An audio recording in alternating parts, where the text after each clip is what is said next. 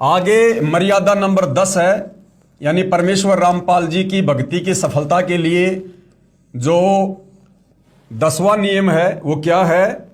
बच्चे के जन्म पर शास्त्र विरुद्ध पूजा निषेध। जब घर में बच्चे का जन्म होता है और यदि आप सतगुरु रामपाल जी के भगत हैं तो आपने बच्चे के जन्म पर जो भी कर्मकांड, जो भी धार्मिक पूजा पाठ आज से पहले घर में होती आई है, अब आपने वो नहीं करनी है। बच्चे के जन्म पर शास्त्र विरुद्ध पूजा निषेध। बच्चे के जन्म पर कोई छठी आदि नहीं मनानी है, यानी वो छठी की रात वो ताश वास खेलना, समोसे कचौरी खिलाना, वो नहीं करना हमने। सूतक के कारण, सूतक यानी घर में जो बच्चा हुआ उसके कारण प्रतिदिन की तरह करने वाली पूजा, भक्ति, आरती, ज्योति जगाना आदि बंद नहीं करना। बहुत सारे घरों में गलत परंपरा के तहत क्या किया जाता है, जब बच्चा उत्पन्न होता है तो कुछ दिनों तक कोई पूजा पाठ नहीं होती है, कोई विशेष ऐसे कोई भक्ति वाले कार्य नहीं होते हैं, वो बंद करवा दिए जाते हैं। तो गुरुदेव भगवान कह रहे हैं कि बच्चे का जन्म लेना एक स्वाभाविक एक प्रक्रिया है जिसको हम सूतक कहते हैं। तो आप और हमने ना तो तीनों समय की आरती बंद करनी है, हमने ज्योति भी लगानी है, सत्संग भी सुनना है, पांचों यज्ञ भी करनी है, हमने प्रतिदिन की तरह सारी पूजा पाठ भक्ति नियमित करनी है। इसी संदर्भ में एक संक्षिप्त कथा बताता हूं कि एक व्यक्ति की शादी के 10 साल बाद बेटा हुआ और बेटे की खुशी में उसने बहुत ही खुशी मनाई। 20-25 गांवों को भोजन के लिए आमंत्रित किया और बहुत ही गाना बजाना हुआ, अर्थात काफी पैसा खर्च किया। फिर 1 वर्ष के बाद उस पुत्र का देहांत हो जाता है।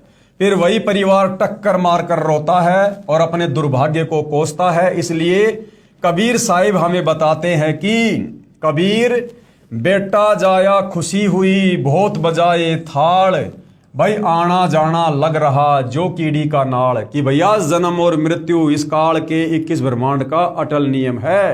तू क्या खुशी मना रहा है? जो जन्म लेता है वो मरता भी है। कबीर पतझड़ आवत देख कर बन रोवे मनमाही, और ऊंची डाली पात थे अब पीले हो जाई। यानी जो ये जन्म मरण का चक्कर है, इसको परमात्मा ने एक उदाहरण देकर समझाया है कि जिस प्रकार जब वो पतझड़ का समय आता है, यानी जब वृक्षों के वो पत्ते टूटकर नीचे गिरने का समय आता है, तो उस समय क्या होता है? पतझड़ आवत देख कर, यानी वो समय आता हुआ देखकर बन रोवे मनमाही। जो जंगल होता है, जो वन होता है, बहुत सारे पेड़ पौधे होते हैं, और जब वो पत्ते टूटने का समय आता है, जब वो ऋतु आती है, तो जंगल वो वन मन ही मन में रो रहा है कि ऊंची डाली पात थे अब पीले हो जाई। कि इन पेड़ों के ऊपर बड़े अच्छे बढ़िया ये पत्ते लगे हुए थे और अब ये पीले हो के टूट के नीचे गिरेंगे। यानी घर का कोई सदस्य जब मरने वाला होता है, किसी भी रोग से पीड़ित होता है, तो फिर क्या करते हैं? वो व्यक्ति मन ही मन में दुखी होता है कि भैया अब क्या करें, अब तो ये शरीर छोड़ना पड़ेगा, घर बार कार कोठी बेटा बेटी छोड़नी पड़ेगी। कबीर पात झड़नता यूं कहें सुन भर तरवर राय। वो पत्ता जो पीला हो चुका है साल भर के बाद, अब वो पतझड़ के मौसम में जमीन पर नीचे गिरने वाला है पेड़ से टूटकर। वो पत्ता उस पेड़ से क्या कहता है? पात झड़नता यूं कहे सुन भर तरवर राय।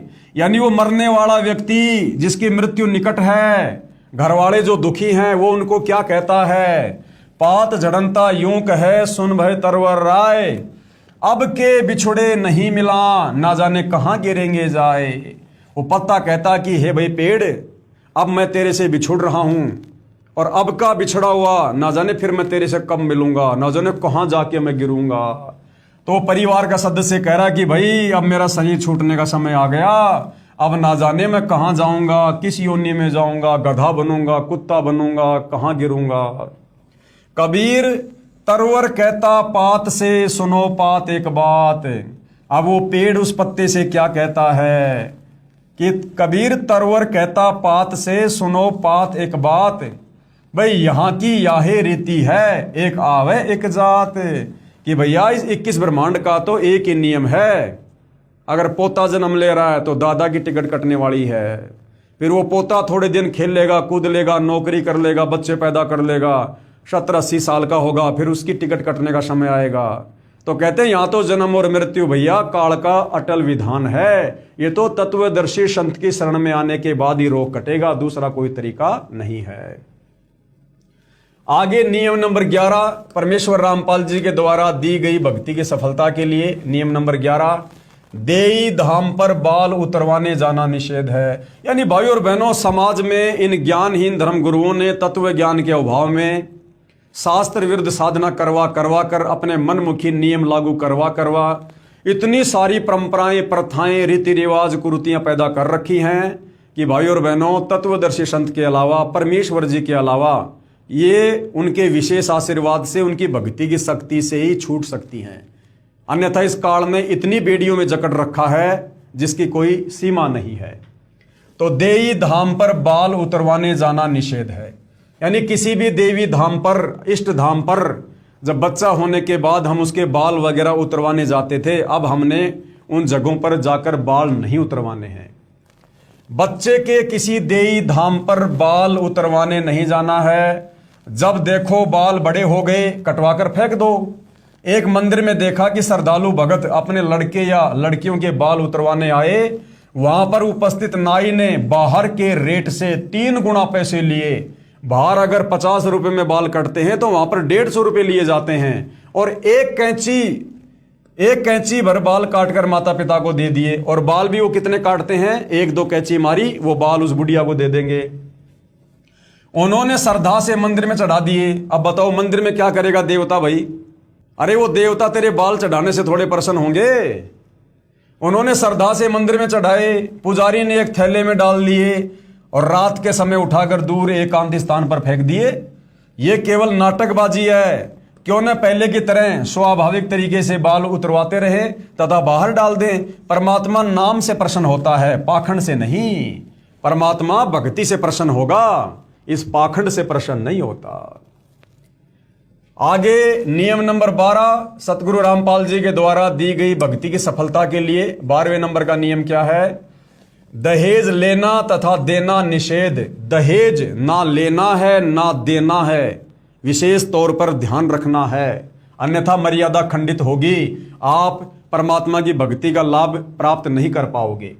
तो नियम नंबर 12, दहेज लेना तथा देना बिल्कुल मना। उपदेश लेने के पश्चात ना दहेज लेना है ना दहेज देना है। भाई गुरुदेव भगवान कहते हैं, जब आपने अपने कलेजे के टुकड़े को, अपनी बेटी को आपने सामने वाले को सुपुर्द कर दिया, तो उससे बड़ा दहेज और क्या हो सकता है। और जो व्यक्ति दहेज की डिमांड करता है वो तो राक्षस है। उस घर में तो आपने भूलकर भी अपनी बेटी की शादी नहीं करनी है। एक समाज की बहुत बड़ी कुप्रथा है ये भाई और बहनों। आदमी पूरी जिंदगी बेचारा गधे बैल की तरह कमाता रहता है, लेकिन उसके कर्जे कभी नहीं उतर पाते हैं।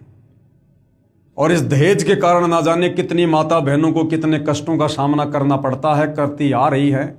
तो अब सतगुरु रामपाल जी परमेश्वर जी के प्रयासों से इस दहेज रूपी राक्षस का पूरी तरह से समाज से खात्मा होगा। तो आप और हम भगत भाई बहनों ने इस नियम को बहुत ही ध्यानपूर्वक फॉलो करना है, क्योंकि यदि हम अपने गुरुदेव भगवान की नियम और मर्यादाओं को फॉलो करके इस मिशन में उनका साथ नहीं देंगे तो फिर आम समाज से क्या उम्मीद की जा सकती है। तो दहेज लेना तथा देना निषेध है। उपदेश लेने के पश्चात ना दहेज देना है ना दहेज लेना है। और ना हमने ऐसे व्यक्तियों के यहाँ ब्याह शादी में जाना है जो व्यक्ति दहेज लेते हैं या दहेज देते हैं। हमने ऐसे व्यक्तियों की शादियों में, चाहे रिश्तेदार हो, चाहे यार दोस्त हो, चाहे आड़ोसी पड़ोसी हो, जो इन गलत परंपराओं के तहत, इन प्रथाओं के तहत, लेन देन के तहत ब्याह शादी करते हैं, हमने उन जगहों पर शामिल भी नहीं होना है। आगे नियम नंबर 13 परमेश्वर रामपाल जी के द्वारा दी गई भक्ति की सफलता के लिए आत्म कल्याण के लिए दीक्षा लें। यानी जो नाम दीक्षा है, ये नाम दीक्षा हम केवल भूत प्रेत भगाने के लिए, सुख प्राप्ति के लिए ना लें। ये नाम दीक्षा हमने पहले सतगुरु रामपाल जी के ज्ञान का अच्छे से अध्ययन करके, समझ के, फिर अपनी आत्मा के कल्याण के लिए लें। ये सुख तो कोई बड़ी बात नहीं है, दूसरा साधु संत महात्मा भी दे देगा। सुख कोई बड़ी बात नहीं है। सबसे बड़ा हमें जो रोग लगा हुआ है जन्म मरण का, लग 84 योनियों में कष्ट भोगने का, ये रोग, ये कष्ट सतगुरु रामपाल जी की भक्ति के अलावा इस पृथ्वी पर और कोई साधु संत महात्मा, आचार्य शंकराचार्य, धर्माचार्य इस कष्ट को नहीं मिटा सकता। तो आप और हमने आत्मा के कल्याण की सोचकर, मोक्ष प्राप्ति की सोचकर और पहले ज्ञान को अच्छे से समझकर, क्योंकि ज्ञान को जब तक हम नहीं समझेंगे हम कभी भी आत्म कल्याण की दृष्टि से उपदेश लेकर भक्ति नहीं कर सकते। तो गुरुदेव भगवान कहते हैं कि आत्म कल्याण को ध्यान में रख के नाम दीक्षा लेनी चाहिए। उसके बाद ये छोटे मोटे लाभ तो तुम्हें वैसे देता रहेगा परमात्मा। नाम उपदेश को केवल दुख निवारण की दृष्टिकोण से नहीं लेना चाहिए, बल्कि आत्म कल्याण के लिए लेना चाहिए। फिर सुमरण से, यानी फिर जब हम भक्ति करेंगे तो सर्व सुख अपने आप ही आ जाएंगे। कबीर सुमरण से सुख होत है, सुमरण से दुख जाए, कहें कबीर सुमरण किए तो साईं माही समाए। आगे का जो नियम है, नियम नंबर 14, परमेश्वर रामपाल जी के द्वारा दी गई भक्ति की सफलता के लिए, तो नियम नंबर 14 है व्यभिचार निषेध है। व्यभिचार यानी पर स्त्री या पर पुरुष के साथ में शारीरिक संबंध बनाना या जबरदस्ती किसी के साथ शारीरिक संबंध बनाना, ये इस भक्ति मार्ग में कतई निषेध है। परमात्मा कहते हैं पराई स्त्री को मां, बेटी, बहन की दृष्टि से देखना चाहिए, व्यभिचार महापाप है। परमात्मा कहते हैं पराई स्त्री को आयु के अनुसार बहन, बेटी या माता जी की दृष्टि से देखना चाहिए। मन में किसी भी प्रकार से कोई भी दोष पैदा नहीं करना चाहिए। अब भाइयों और बहनों, ये कहना बहुत सामान्य है, इसकी डिटेल में जाएंगे तो बहुत समय लग जाएगा। तो सीधा सीधा परमात्मा ने यही बताया है कि जब आप तत्वदर्शी संत की शरण में आ जाओगे और उनके बताए अनुसार मर्यादा में रहकर भक्ति करोगे, तो गुरुदेव भगवान के विशेष आशीर्वाद से, उनके विशेष आशीर्वाद से इस विषय वासना के ऊपर भगत कंट्रोल कर सकता है। वैसे अपनी मर्जी से, अपनी कोशिश से, अपने संघर्ष से कुछ नहीं होने वाला। जब तक परमात्मा की शक्ति हमारे साथ नहीं होगी तब कहीं जाकर हम इन विषय विकारों से छुटकारा प्राप्त कर सकते हैं। तो परमात्मा जी भी अपनी वाणी में कहते हैं कि भाई पर नारी को देखिए बहन बेटी के भाव, और कहे कबीर इसे विषय वासना को नष्ट करने का यही सहज उपाय। इस विषय वासना को, काम वासना को, गंदी नजर को ठीक करने का क्या उपाय बताया? पर नारी को देखिए बहन बेटी के भाव। जैसे हम अपनी बहन बेटी या माता जी में इस प्रकार का दोष नहीं देख सकते, चाहे वो कितनी सुंदर है, कितनी जवान है, हमारे मन में अपनी बेटी और बहन के लिए, माता जी के लिए कोई दोष उत्पन्न नहीं होता।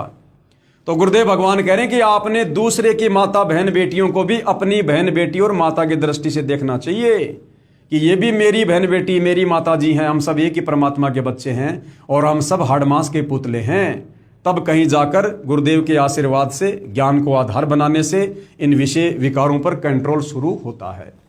तो परमात्मा कहते हैं व्यभिचार निषेध है, पराई स्त्री को माँ, बेटी, बहन की दृष्टि से देखना चाहिए, व्यभिचार महापाप है। एक दूसरी बात और भाइयों और बहनों, नाम उपदेश लेने के बाद यदि हम पराई स्त्री को माँ, बहन या बेटी की दृष्टि से देखते हैं तो हमारे अंदर दोष उत्पन्न होगा, हमारे अंदर विषय वासना जागृत होगी, मन में कुविचार उत्पन्न होंगे, एक खलबली सी मचेगी हमारे शरीर में। वो जो खलबली जो मच रही है, जो कुदृष्टि हम डाल रहे हैं, एक जो आनंद सा हम ले रहे हैं, वो हमारी भक्ति नष्ट हो रही है। हमारा जो रिचार्ज है, जो हम रोजाना मंत्र कर रहे हैं, आरती कर रहे हैं, सत्संग सुन रहे हैं, जो थोड़ी थोड़ी भक्ति हम जमा कर रहे हैं, इस प्रकार के कुकृत्य करने से, मन में दोष पैदा करने से, गंदी नजर करने से हमारा रिचार्ज खत्म हो रहा है, खत्म। तो वो भगत मूर्ख होगा जो अपनी भक्ति को इस प्रकार से बर्बाद करेगा। पराई स्त्री को माँ, बेटी, बहन की दृष्टि से देखना चाहिए, व्यभिचार महापाप है। जैसे गरीब पर द्वारा स्त्री का खोले, 70 जन्म अंधा हो डोले। कोई भी है, अगर कोई बहन बेटी, कोई स्त्री अगर पर पुरुष के साथ में शारीरिक संबंध बनाती है, या कोई व्यक्ति अगर पर स्त्री के साथ में शारीरिक संबंध बनाता है, वो चाहे दोनों अपनी सहमति से बनाओ या चाहे जोर जबरदस्ती करके बनाओ, ये व्यभिचार की श्रेणी में आता है। इसकी भी हमें सजा मिलती है। सुरापान मदमासाहारी गमन करे भोगे पर नारी, 70 जन्म कटत है सीसम, साक्षी साहिब है जगदीशम। ऐसे कुकर्म करने वाले व्यक्ति के 70 जन्म लगातार सिर कटते हैं। आगे परमात्मा कहते हैं पर नारी ना परसियो, यानी दूसरी स्त्री के साथ में, यानी पर स्त्री या पर पुरुष के साथ में शारीरिक संबंध मत बनाना। पर नारी ना परसियो, मानो वचन हमार, भवन चतुर्दश तास सिर, त्रिलोकी का भार। उसके ऊपर तो 3 लोक के पाप कर्मों का भार काल के द्वारा रख दिया जाता है। पर नारी ना परसियो सुनो शब्द सल्तंत, और भाई धर्मराज के खंभ से अर्धमुखी लटकंत। यानी जो व्यक्ति पर स्त्री के साथ या जो स्त्री पर पुरुष के साथ में शारीरिक संबंध बनाते हैं, उनको धर्मराज के दरबार में, परमात्मा के दरबार में और जलते हुए आग के खंभे से उल्टा लटकाया जाता है, बांधा जाता है, ऐसा कष्ट दिया जाता है। आगे नियम नंबर 15 है, परमेश्वर रामपाल जी के द्वारा दी गई भक्ति की सफलता के लिए नियम नंबर 15 है, निंदा सुनना व करना निषेध। भगत ने ना किसी की निंदा करनी है, ना किसी की निंदा सुननी है, बिल्कुल निषेध बताया गुरुदेव ने। अपने गुरु की निंदा भूलकर भी ना करें और न ही सुने। सुनने से अभिप्राय है, यदि कोई आपके गुरु जी के बारे में मिथ्या बातें करे तो आपने लड़ना नहीं है, बल्कि ये समझना चाहिए कि ये बिना विचारे बोल रहा है, अर्थात झूठ कह रहा है। आम व्यक्ति की तो निंदा हमने करनी नहीं है, ना हमने कोई निंदा कर रहा है तो सुननी है। यदि हमारे गुरुदेव की कोई निंदा कर रहा है तो भी हमने नहीं सुननी चाहिए। नहीं सुनने का मतलब है, यदि हमारे गुरुदेव के बारे में कोई अंट संट बात कह रहा है तो आप और हमने ये सोचकर कि ये नादान प्राणी है, ये क्या जाने हमारे गुरुदेव भगवान के बारे में, ना इन्होंने सत्संग सुने, ना कोई पुस्तक पढ़ी, ना ये उनकी शरण में है, ये क्या जाने, ये व्यक्ति अंट संट बात कर रहा है। वो चाहे गुरुदेव का कोई रिश्तेदार हो, चाहे गुरुदेव के गांव का हो, क्योंकि काल भाई और बहनों बहुत प्रकार से मन में शंका पैदा करवाने की कोशिश करता है कि ये सोचकर कि भाई ये व्यक्ति तो मेरे गुरुजी के गांव का है, ये तो पड़ोसी है, ये तो रिश्तेदार है, ये झूठ कैसे बोल रहा होगा, जरूर हमारे गुरुजी ने ऐसा किया होगा। तो यदि उस निंदा करने वाले व्यक्ति की बातों में हमने अगर जरा भी सहमति व्यक्त कर दी कि हाँ ये जो कह रहा सही है, इसका मतलब आपने गुरुजी की निंदा सुन ली और वो व्यक्ति जो मर्जी भोगता रहे। हमने ये सोचकर कि ये नादान आदमी, ये मूर्ख आदमी, इसको क्या पता हमारे गुरुदेव के बारे में, ऐसे भोग रहा है ये, तो हमने सुनकर भी नहीं सुनी। ऐसे में फिर हमारे को दोष नहीं है, जब तक हम सहमति नहीं देंगे। गुरु की निंदा सुने जो काना, ताको निश्चय नरक निदाना। और अपने मुख निंदा जो करही, सुकर समान गर्भ में पढ़ी। और जो व्यक्ति भगत होकर अपने गुरु जी की निंदा करता है, चुगली करता है, उनके विषय में उल्टा बोलता है, कहते हैं वो तो फिर सुकर यानी सुअर की योनि में जाएगा और कुत्ते की समान की योनि में जाएगा। निंदा तो किसी की भी नहीं करनी चाहिए। भगत ने निंदा तो किसी की भी नहीं करनी चाहिए। अरे भगत ने तो भक्ति करने से, भक्ति क्रिया करने से फुर्सत नहीं होनी चाहिए। अपने गुरु भगवान की महिमा करने से फुर्सत नहीं होनी चाहिए। निंदा तो बहुत दूर की बात है। तो गुरुदेव कहते हैं निंदा तो किसी की भी नहीं करनी है और ना ही सुननी है। इससे हमारी भक्ति नष्ट होती है, खर्च होती है, चाहे वह आम व्यक्ति ही क्यों ना हो। कबीर साहिब कहते हैं, तिनका कभू न निंदिए जो पांव तले होए, और कब ओठ आंखों में पड़े पीर घनेरी होए। सूखा घास का तिनका होता है। परमात्मा समझा रहे हैं कि निंदा तो हमने उसकी भी नहीं करनी चाहिए। ना जाने कब हवा का झोंका आ जाए और वो तिनका वहां से उठकर हमारी आंख में गिर जाए और कितनी पीड़ा हो जाती है।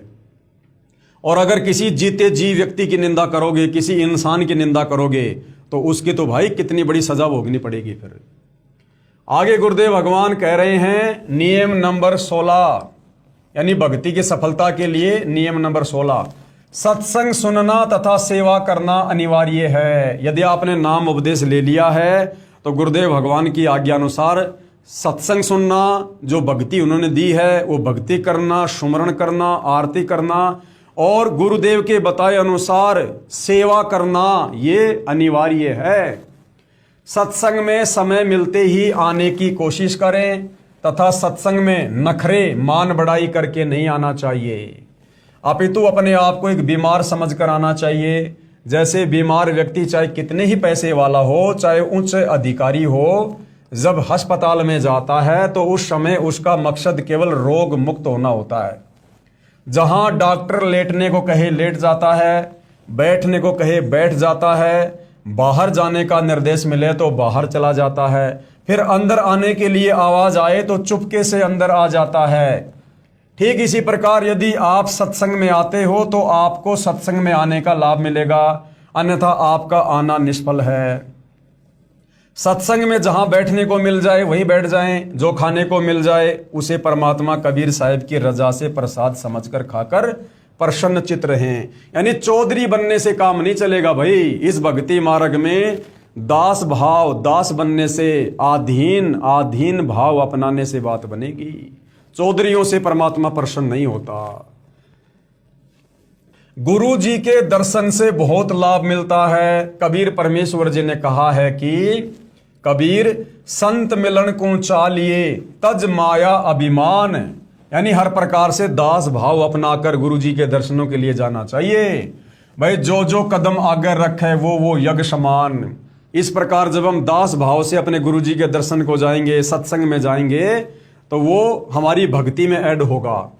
कबीर संत मिलन को जाइए दिन में कई बार, आ सोज के मेघ ज्यों घना करे उपकार।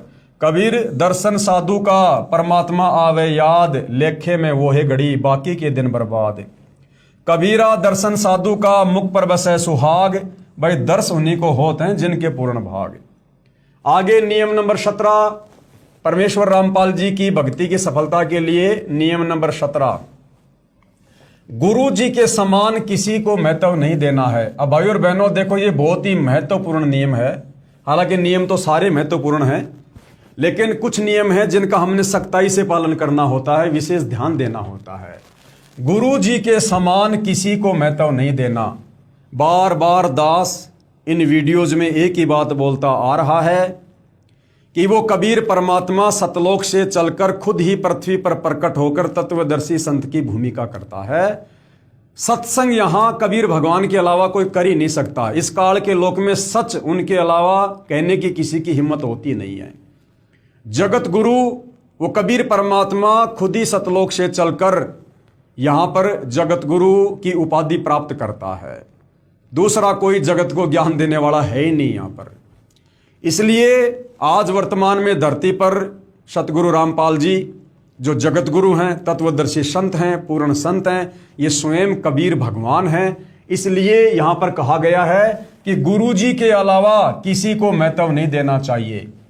यानी और कोई कबीर भगवान और कोई कबीर परमात्मा इस सृष्टि में नहीं है सतगुरु रामपाल जी के अलावा। ये सतगुरु रामपाल जी ही हैं जो अपने नूरी शरीर को, तेज पुंज के शरीर को हल्का करके तत्वदर्शी संत के रूप में धरती पर वर्तमान में प्रकट हैं। इसलिए यहां पर कहा गया कि गुरु जी के समान किसी को महत्व नहीं देना चाहिए, क्योंकि आपका गुरु जी खुद ही कबीर भगवान है।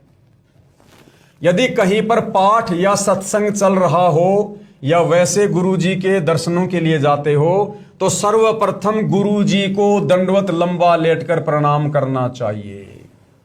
अगर आप किसी आश्रम में जा रहे हो जहां पाठ चल रहा है, सत्संग चल रहा है, तो आश्रम में जाते ही आपने सबसे पहले गुरु जी की फोटो को नहीं, आपने सबसे पहले साक्षात अपने गुरुदेव भगवान के आगे लंबा लेटकर दंडवत प्रणाम करना चाहिए। उसके बाद में सदग्रंथ साहिब व तस्वीरों जैसे साहिब कबीर जी की मूर्ति, यानी पहले सर्वप्रथम साक्षात अपने गुरु जी को दंडवत प्रणाम करना चाहिए। उसके बाद जो फोटोएं हैं जैसे साहिब कबीर जी की मूर्ति, गरीबदास जी की व स्वामी रामदेवानंद जी की व गुरु जी की मूर्ति को प्रणाम करें। यानी गुरु जी की फोटो को भी उस समय आपने दंडवत करना है जब आप पहले अपने गुरु जी को साक्षात दंडवत प्रणाम कर लें, जिससे सिर्फ भावना बनी रहेगी। और ये बाकी जो फोटो हैं भाई और बहनों, साहिब कबीर जी की मूर्ति, गरीबदास जी की, दादा गुरु जी की, चूंकि ये जो वीडियो हैं जो ज्ञान गंगा पुस्तक के ऊपर बन रहे हैं, ये उन भाई बहनों के लिए बन रहे हैं जो अभी सतगुरु रामपाल जी के ज्ञान से अपरिचित हैं। बाकी जो भाई बहन कई वर्षों से सतगुरु रामपाल जी की भक्ति साधना कर रहे हैं, उनको भली भांति पता है कि हमने सिर्फ और सिर्फ किस महापुरुष को हमने दंडवत प्रणाम करना चाहिए। मूर्ति पूजा नहीं करनी है, केवल प्रणाम करना पूजा में नहीं आता। ये तो भगत की श्रद्धा को बनाए रखने में सहयोग देता है। पूजा तो वक्त गुरु व नाम मंत्र की करनी है जो पार लगाएगा। अब पूजा किसकी करनी है भाई और बहनों? पूजा तो वक्त गुरु की। तो वर्तमान में वक्त गुरु कौन है? सतगुरु रामपाल जी हैं। तो हमने पूजा किसकी करनी है? वक्त गुरु यानी सतगुरु रामपाल जी की। और नाम मंत्र की पूजा क्या होती है? उनके द्वारा दिए गए मंत्रों का हमने मर्यादा में रहकर जाप करना है। ये होती है मंत्र की पूजा करना। कबीर गुरु को तजे भजे जो आना, ता पसुआ को फोकट ज्ञाना। जो अपने गुरु जी को छोड़कर या गुरु जी के रहते सहते गुरु जी के समकक्ष, गुरु जी के समानांतर अगर किसी और को पूजता है भगवान मानकर, कहते हैं वो भी पशु के समान है, उसको अभी ज्ञान नहीं हुआ।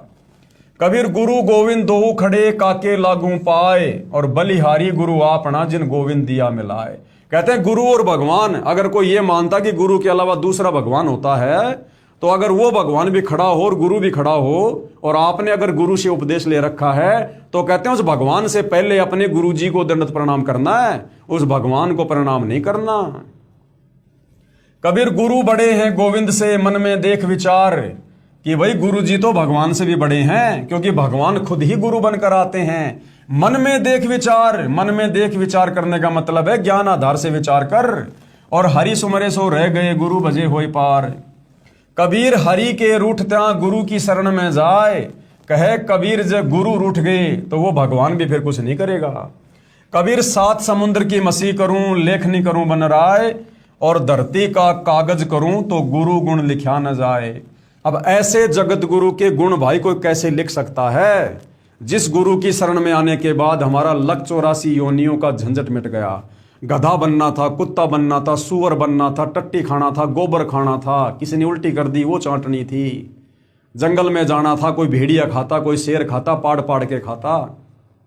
तो भाई और बहनों, सच्चे सतगुरु के शरण में आने के बाद लक 84 योनियों का फेरा झंझट परमात्मा समाप्त कर देता है, और जन्म मरण का भयंकर रोग, बुढ़ापे की पीड़ा, ये सब सतगुरु अपनी भक्ति और आशीर्वाद से मर्यादित भगत का समाप्त कर देता है। तो ऐसे गुरुदेव भगवान की क्या महिमा की जाए। आगे नियम नंबर 18 परमेश्वर रामपाल जी की भक्ति की सफलता के लिए जो नियम नंबर 18 है, हमने सख्ताई से इसका पालन करना है, वरना सारा धर्म कर्म नष्ट होगा। क्या है? मांस भक्षण निषेध, यानी मांस खाना बिल्कुल मना है। अंडा व मांस भक्षण व जीव हिंसा नहीं करनी है, यह महापाप होता है। किसी भी जीव की हत्या नहीं करनी हमने चींटी को भी नहीं मारना, चींटी को भी नहीं सताना। अगर हम किसी रास्ते से जा रहे हैं और सामने दिखाई पड़ गया कि बहुत सारी चींटियां आ रही है जा रही हैं, जिसको कीड़नाड़ कहते हैं, अगर कोई दूसरा रास्ता मिल सके, भले 2 किलोमीटर का चक्कर काटना पड़े, आंखों देखा हमने उन चींटियों की हत्या नहीं करनी। अगर कोई दूसरा रास्ता नहीं है, उधर से जाना आपकी मजबूरी है, तो गुरुदेव कहते हैं बहुत सावधानी से उन मंत्रों का जाप करते हुए आगे बढ़ना चाहिए, अन्यथा अपना रास्ता चेंज कर देना चाहिए। अंडा व मांस भक्षण व जीव हिंसा नहीं करनी है, यह महापाप होता है। जैसे साहिब कबीर जी महाराज व गरीबदास जी महाराज ने बताया, कबीर जीव हने हिंसा करे और प्रकट पाप सिर होए, निगम पुनि ऐसे पाप ते भिस्त गया नहीं कोई। कि जो व्यक्ति जीव हिंसा करते हैं, चाहे मुर्गा काटो, चाहे बकरा काटो, चाहे गाय काटो, चाहे सुअर काटो, कहते हैं वो भयंकर पाप उनके सिर पर रखा जाएगा, चाहे हिंदू हो, चाहे मुसलमान हो, सिख हो, चाहे ईसाई हो। और कहते हैं ऐसे पाप करने वाला कभी भी हमने स्वर्ग में जाता नहीं देखा। भिस्त यानी स्वर्ग। कबीर तिल भर मछली खाए कर कोटि गऊ दे दान, और काशी करोत ले मरे तो भी नरक निदान। आप चाहे कितनी भक्ति कर रहे हैं, कितना दान पुण्य कर रहे हैं, यदि आपने तिल के दाने जितना भी मांस यूज कर लिया, मछली का, गाय का, सुअर का, किसी भी जानवर का, तो कहते हैं आपकी वो कई वर्षों की भक्ति साधना पल भर में नष्ट हो जाएगी। और काशी करोत ले मरे तो भी नरक निदान, यानी एक लंबी कथा है। लोगों ने ज्ञानहीन धर्म गुरुओं के कहने पर अपने गले भी कटवा लिए परमात्मा प्राप्ति के लिए, लेकिन उससे भी स्वर्ग नहीं मिला। कबीर बकरी पाती खात है ताकि काडी खाल, और जो बकरी को खाते हैं तिनका कौन हवाल। परमात्मा वाणी के माध्यम से समझा रहे हैं जो लोग मांस खाते हैं, कि भैया जो बकरी होती है ना, वो तो बेचारा शाकाहारी जानवर होता है, और वो तो बेचारी घास फूस खाती है, वो पत्ते वत्ते खाती है, शाकाहारी जानवर है। बकरी पाती खात है, और उस शाकाहारी पशु की भी खाल उतार ली जाती है। और कहते हैं जो लोग उस बकरी को खाते हैं, जो लोग मांसाहारी हैं, कहते हैं उनका कौन हवाल। अरे उनका क्या होगा जो लोग उस बकरी को भी खा जाते हैं। जो बकरी बेचारी घास फूस खा के अपना पेट भरती है, जब उस बकरी की भी खाल उतारी जाती है, तो जो लोग बकरी खाते हैं अर्थात मांस खाते हैं, उनके साथ में क्या होगा। कबीर गला काटी कलमा भरे, किया कहे हलाल, और साहब लेखा मांगसी, तब होसी कौन हवाल। जैसे मुसलमान भाई होते हैं, ये बकरी वगैरह काटते हैं, पशु काटते हैं, और ये कलमा पढ़ते हैं, अपना मंत्र जाप करते हैं और कहते हैं हमने हलाल कर दिया। कहते हैं उस परमात्मा के दरबार में नहीं चलता ये पाखंड है, वहां जाने के बाद फिर तेरा क्या होगा, वहां तेरा कौन हवाल होगा। कबीर दिन को रोजा रहते हैं, मुसलमान भाई दिन में तो रोजा करते हैं, भूखे मरते हैं, और रात हनत है गाय, और रात को जानवर काट कर खा जाते हैं। ये खून व बंदगी कहूं क्यों खुशी खुदाए।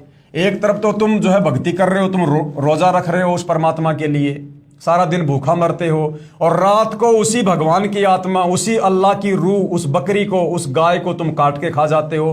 तो भगवान उस भक्ति से, रोजा रखने से कैसे प्रसन्न होगा। कबीरा तेई पीर है जो जाने पर पीर। परमात्मा कहते हैं जो दूसरे के दुख दर्द को समझता है वही वास्तव में पीर यानी संत है। जो पर पीर न जानी, जो दूसरे की पीड़ा नहीं जानता, जिसमें दया नहीं, वो काफिर बेपीर, वो तो काफिर की श्रेणी में है, नीच ढेढ़ व्यक्ति की श्रेणी में है। कबीर खूब खाना खींचड़ी, माही परी टुकलोन, मांस पराया खाए के गला कटावे कौन। ये भैया अगर खाना ही है तो परमात्मा ने इतने बढ़िया बढ़िया भोजन दिए, इतने बढ़िया बढ़िया व्यंजन दिए, खिचड़ी खाओ, चावल खाओ, दाल खाओ, फुल्का खाओ।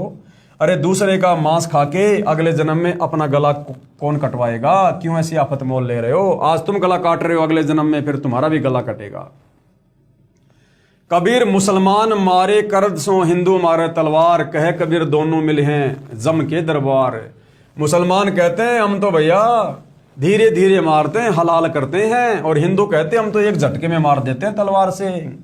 कहते हैं चाहे हलाल करो चाहे झटके से मारो, परमात्मा के दरबार में सजा दोनों को बराबर मिलेगी।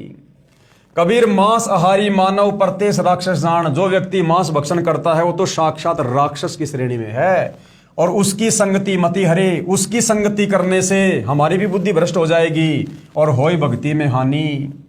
कबीरा मांस खाए थे ढेढ़ सब मद पीवे सो नीच।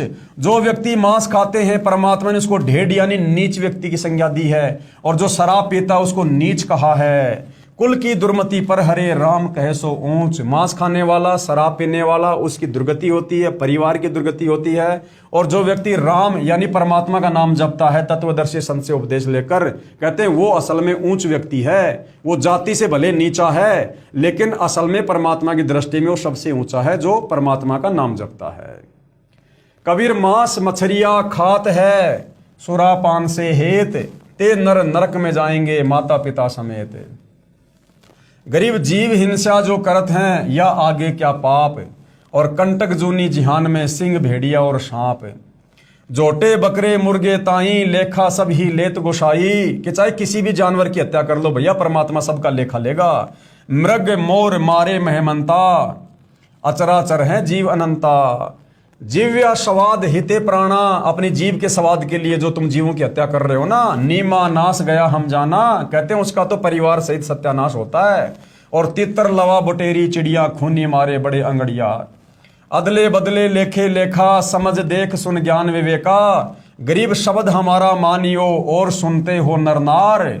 जीव दया बिन कुफर है चले जमाना हार। कि जो व्यक्ति ये जीव हिंसा करेगा, जो जीवों पर दया नहीं करेगा, भाई वो अपना ये अनमोल मनुष्य जन्म बर्बाद करके यहां से समझो चला गया। अनजाने में हुई हिंसा का पाप नहीं लगता। अब मान लो हमारी कोई इच्छा नहीं है, हमारा कोई इरादा नहीं है किसी की हत्या करने का, और यदि अनजाने में धोखे से कोई हत्या हो जाती है तो उसका दोष फिर भगत को नहीं लगता है। अनजाने में हुई हिंसा का पाप नहीं लगता। परमात्मा कबीर साहब कहते हैं इच्छा कर मारे नहीं और बिन इच्छा मर जाए, कहे कबीर उस भगत का पाप नहीं लगाए। आगे नियम नंबर 19 है गुरुद्रोही का संपर्क निषेध। गुरुद्रोही कौन होता है? परमात्मा जी ने परिभाषा बताई है कि गुरुद्रोही सब कोई कहे, गुरुद्रोही न जाने कोई। जो गुरु से बैर ईर्ष्या करे गुरुद्रोही कहावे सोई। जो खुद भक्ति छोड़ दे, दूसरों को भक्ति छोड़ने की सलाह दे, जो अपने गुरुजी के साथ गाली गलौज करे, गुरुजी की निंदा करे, चुगली करे, गुरुजी के साथ में दुश्मनी करे, वो होता है गुरुद्रोही। तो कहते हैं ऐसे गुरुद्रोही व्यक्ति का यदि आप संपर्क करोगे तो आपकी भक्ति को हानि होगी, यानी वो आपको उल्टा ही पाठ पढ़ाएगा। गुरुद्रोही का संपर्क निषेध। यदि कोई भगत गुरु जी से द्रोह यानी गुरु जी से विमुख हो जाता है वह महापाप का भागी हो जाता है। भाई जब तत्वदर्शी संत से ही आपने मुंह मोड़ लिया फिर महापाप क्या, फिर तो सर्व पाप का कारण हो गया।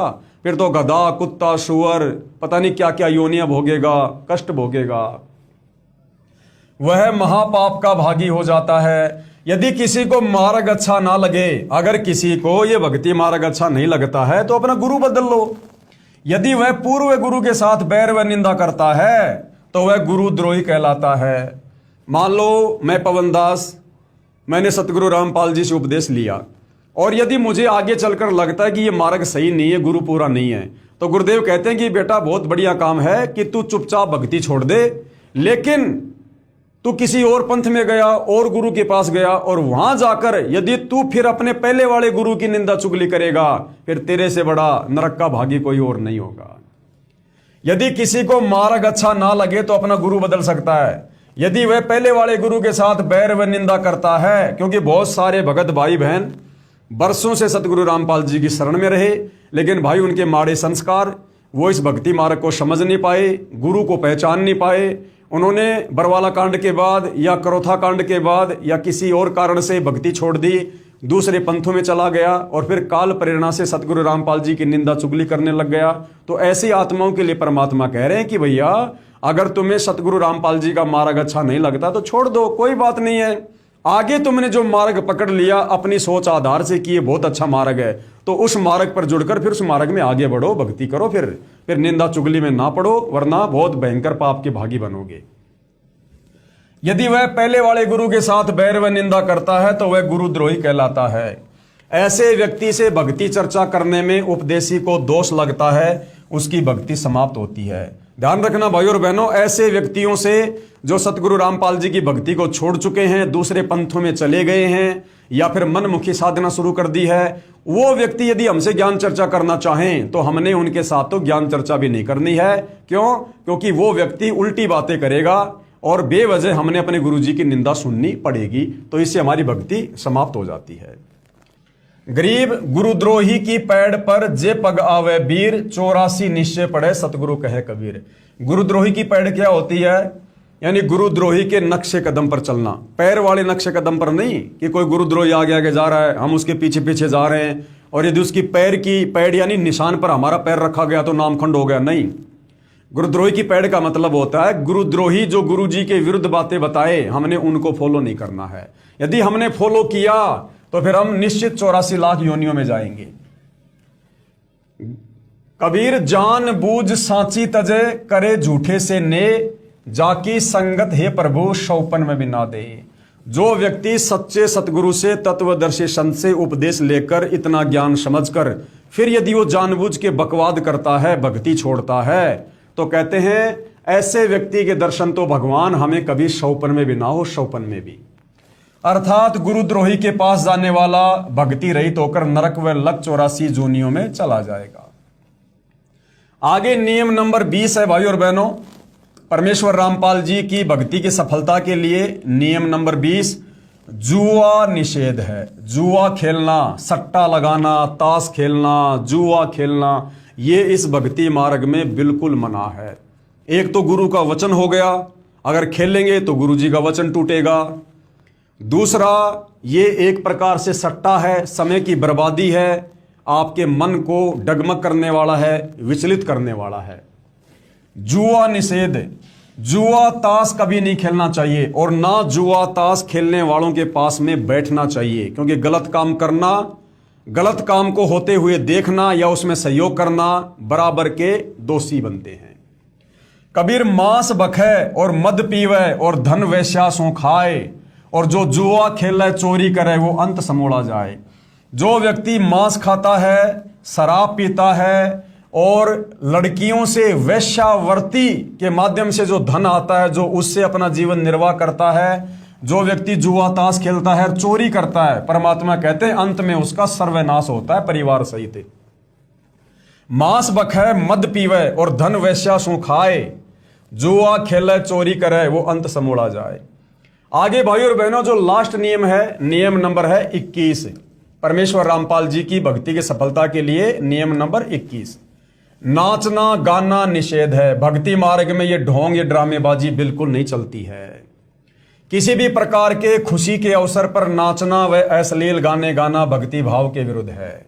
यदि हम उपदेशी हैं, बाकी परिवार वाले अनुपदेशी हैं, वो जो मर्जी ड्रामे करें, पाखंड करें, डीजे बजाएं, नाच गाना करें, वो जो मर्जी करें, आप और हमने ना उसमें रुचि लेनी है, ना किसी प्रकार का सहयोग करना है। यदि भगत हैं तो किसी भी प्रकार के खुशी के अवसर पर नाचना व अश्लील गाने गाना भक्ति भाव के विरुद्ध है।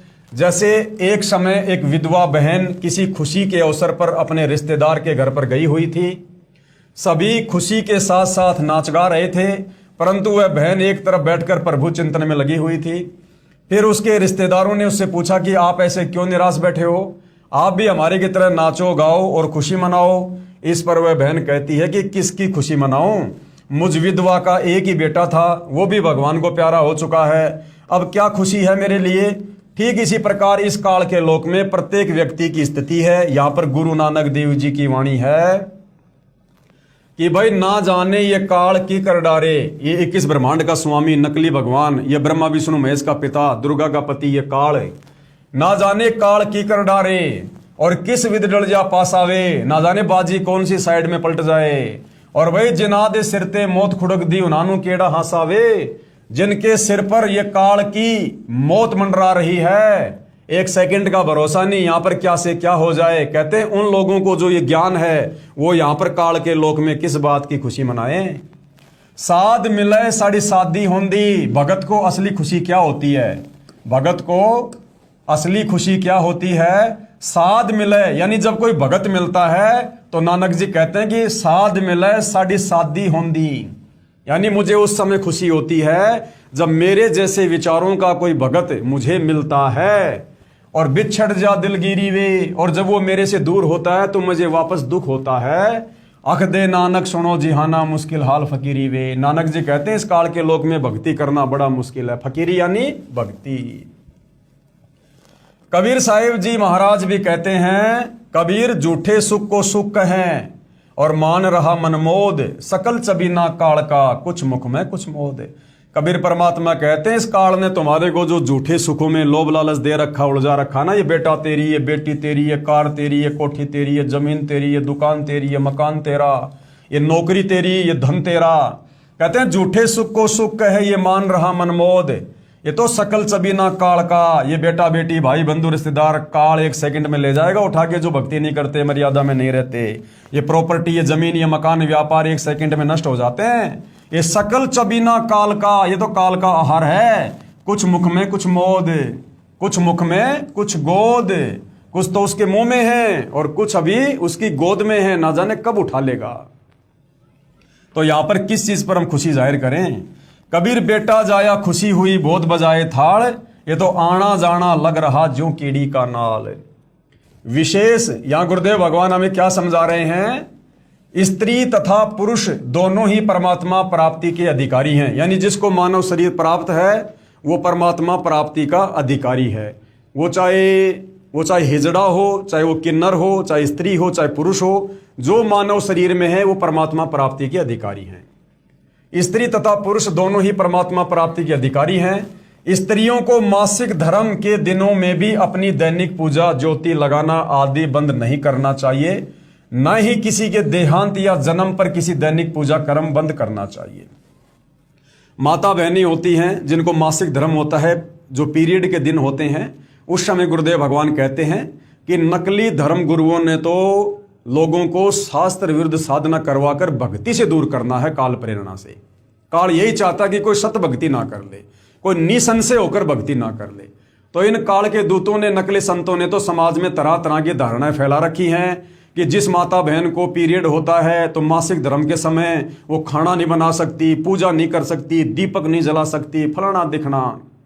लेकिन कबीर परमात्मा जी क्या कह रहे हैं कि बच्चों ये तो शरीर की व्यवस्था है, मासिक धर्म ये तो परमात्मा के द्वारा एक व्यवस्था है, ये उस बहन बेटी ने थोड़ी ना चालू की है।